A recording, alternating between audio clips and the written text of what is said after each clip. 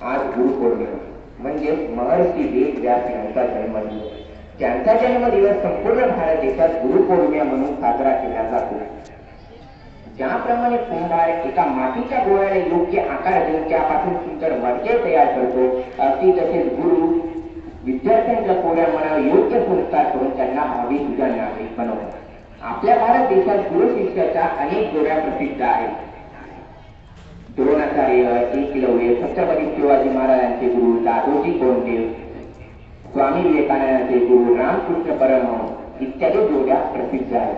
आज मी तुम्हाला माझ्याच या गुरूंबद्दल माहिती सांगणार आहे.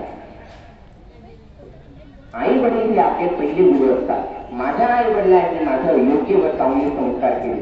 त्यांनी मला सदैव आपल्यापेक्षा मोठ्या व्यक्तींचा आदर सन्मान करायला शिकवले. त्यांनी मला नेहमी सांगितले की माणूस कधी पैशाने मोठा नाही होत, तर तो त्याच्या गुणाने त्यांच्या संस्काराने मोठा होतो.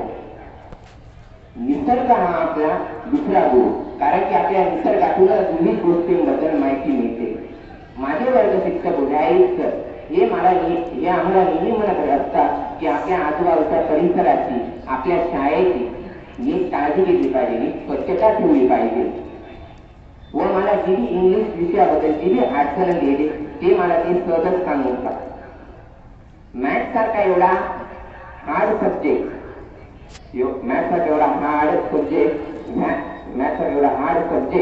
धनवडकर सर व साळुंके मॅडम एकदम चांगल्या पद्धतीने शिकवतात. मराठीचे सर पाटील सर हे मराठी शिकवत असताना विविध कवी, लेखक यांच्याबद्दलही देखील माहिती सांगतात व तो जो लेखन शिकवतात तोही ते एकदम नीट सांगतात. ते नेहमी आपल्या संस्कारांबद्दल, आपल्या संस्कृतीबद्दल आपण स्वच्छता ठेवली पाहिजे याच्याबद्दल ते नेहमी म्हणत असतात. याच वर्षी आम्हाला संस्कृत हा सब्जेक्ट आलेला आहे. तो खूप अवघड आहे, पण टीम देवळे सरांमुळे तो एकदमच सोपा झालेला आहे. ते प्रत्येक लेसन एकदम नीट समजून ते सांगतात. मागील वर्षातील गुरुंनी मला योग्य मार्गदर्शन केले.